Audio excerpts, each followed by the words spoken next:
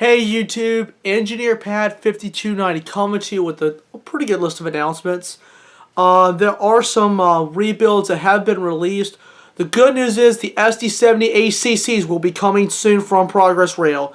They have been testing the first two ACCs, which is 1800 NS 1800 X NS 2537, and ATO1 was the former 2548. Each has a new cab that was designed to fit the SD70 frame, which looks similar to the cab style used on SD70M's 2591 through 2648, while utilizing the ACE style wide nose.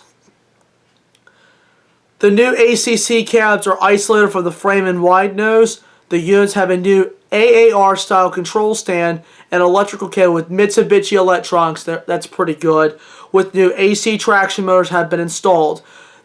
The units will be repainted at Juniata, and 50 additional units are supposed to be rebuilt this year. So here is the cab. It looks a little bit different than I had thought, because you see the door. It looks like it sticks out like the SD70 ACEs cab does. Not too bad. I'd love the SD70 standard cabs better, but you know, what can you do? It's something cool for a change. Retired NSPR 43C 139, former NS 4009 X EMD SD60 6553 was in a contest on the other day, 16T. It was set out at Atala Yard in Atala, Alabama. The unit was on its way to Progress in Albertville, Alabama. NS retired all 12 of these units last month. AC44C6M 4052 has been repainted and released from Juniata. The unit was rebuilt at Roanoke Shops and was rebuilt from NS Standard Cab -9 number 8827 and was released in November. That leaves 4047 the only one out of the 2017 rebuilds that still needs to have paint. It was released in July of 17 after being rebuilt from 87-81. A couple of more ACUs have been completed. 7255 and 7288 have both been completed and released from Altoona. The other day, NS ran a test train identified as NS 947 out of Roanoke with ET44AC number 3615, ACE 1011, and research car number 32, and NS C6M 4073. The 4073 is being tested because it's outfitted with a set of -9 trucks that were modified by NS to accept the GE AC traction motors. All the other C6M rebuilds received new trucks designed to accept the GE AC traction motors. A temporary water tank can be seen on the left side of the walkway of the 4073, which is used to spray water on the rails to test locomotive adhesion. The 1011 and 3615 were used in dynamic braking to stimulate a load.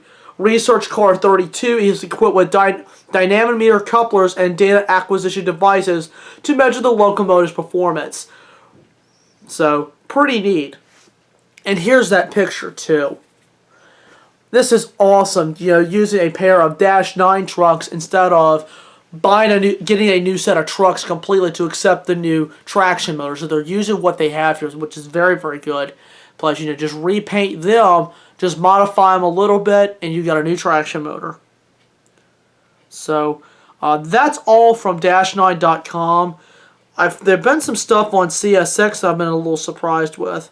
Oh, here it is. F40PHs for CS 9993 and 9998 are confirmed in Montreal, Canada from some sort of rebuild.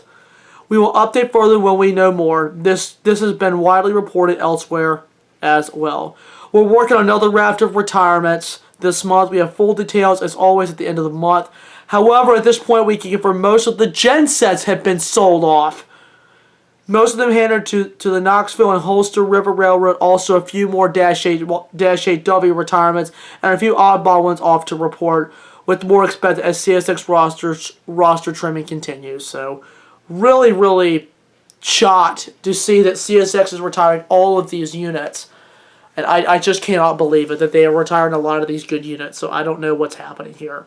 But, side note from that, called a good F763. I accidentally said F767, but they said it was F763. It's the same train, just a different last number. with two AC 4400s on it. There was a broken ditch light on that train on the right side of the locomotive from the engineer's perspective. I should have been more clear on that one in the video, and I did not. So that is up there.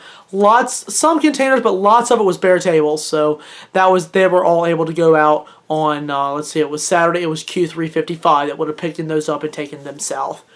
Was doing that for a presentation for a class I'm doing. For a class I am presenting to, excuse me, and some of that is facts for the students to actually let them hear me talk about the train some.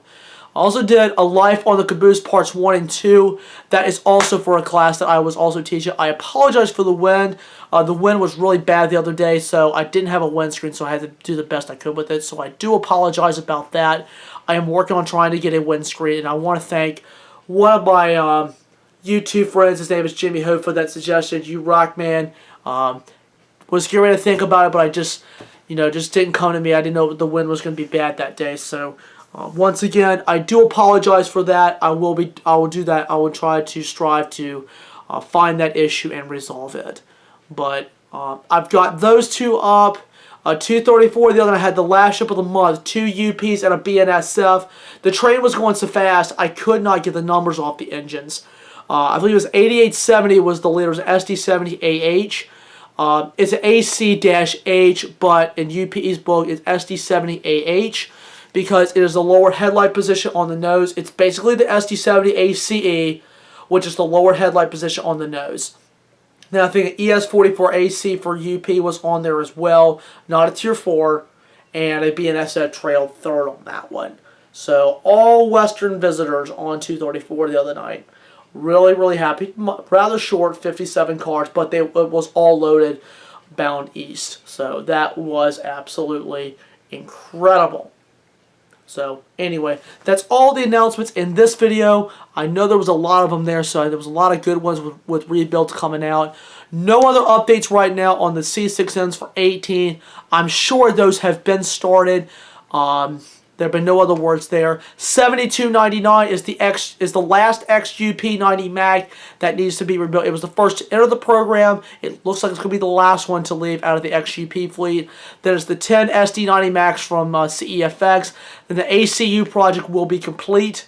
NS7337, one of the ex-Indiana Railways heritage SD90 Mac, that has been placed in the storage due to locomotive freezing issues. So that has been put into the storage line until it gets rebuilt. Let me think here. The SD33 Ecos on NS, there have been no other updates on those. No other updates on RPU60 slugs. Or 1580, I know, is still plans to get NNW paint, but it's just been set aside just because of all the rebuilds that they're doing. But Norfolk Southern is really hammering out these rebuilds and trying to get these done. Let me see here.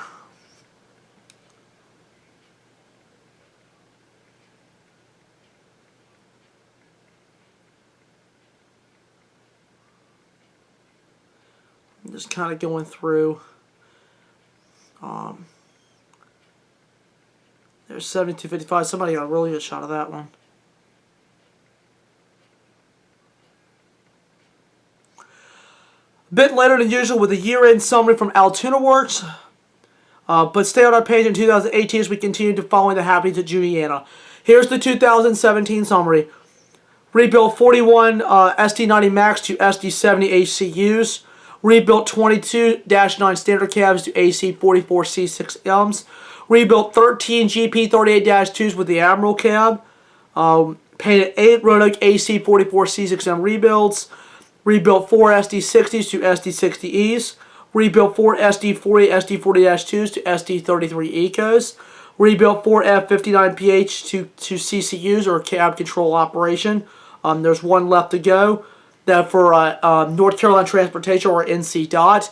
Painted 2 Roanoke -8.5 rebuilds and produced 1 RPU60 slug. AVR 2008 repainted as HKGX 1850. Repainted miscellaneous units for CEFX. Built a piece of training equipment for the NS Training Center. A mock-up of engine hoods, smokestack, and shop annex demolished, and did lots of emissions testing for CSX. So, coming in 2018, one more NC-DOT passenger cab control unit, more C6Ms, more ACUs, more 38-2s with the Admiral cab, And I know a Southern E8, the 6901 NS, is currently restoring that. I do not know where that is going to go to yet.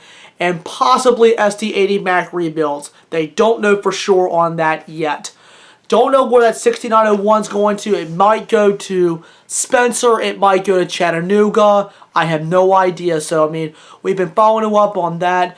The Tennessee Valley Railroad acquired XNS X Southern 5109. That has been repainted at Tennessee Valley Railroad Museum. Really surprised that this one did not go in the Southern paint scheme. I was really, really disappointed on that.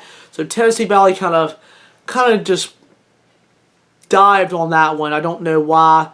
But they're also restoring an E8 locomotive that's there. They're still waiting for parts to complete that.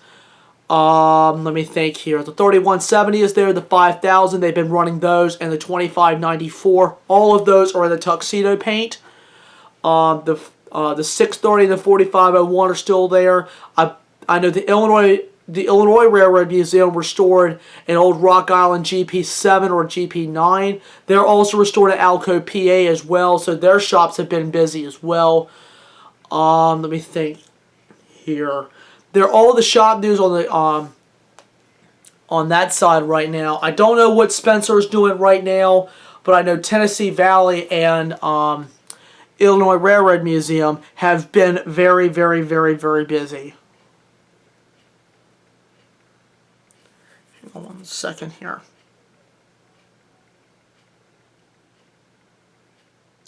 Here's the 5109.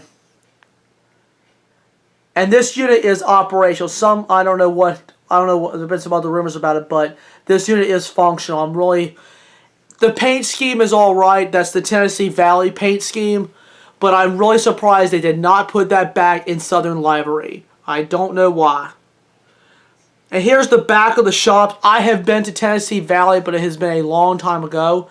But this is the shops right now. They're working on that 6914. That should go back in Southern Livery. I don't know. Maybe Central New Jersey. I don't know what's going to happen with that one.